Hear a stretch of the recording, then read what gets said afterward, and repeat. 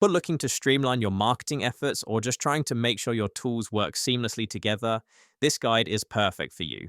Let's dive right in and get started. First things first, head over to Zapier. If you don't have a Zapier account yet, you'll need to create one.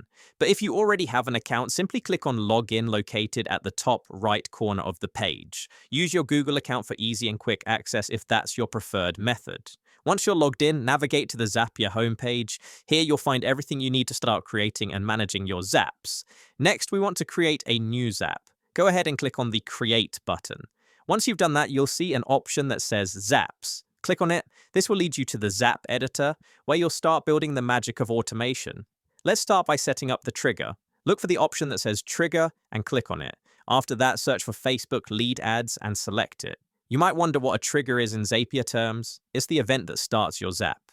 In this case, our trigger will be whenever a new lead is generated through Facebook lead ads. Once you've selected Facebook lead ads, it's time to choose an event. Our event will be new lead. Click on new lead to proceed. At this point, ensure you have authenticated your Facebook account within Zapier.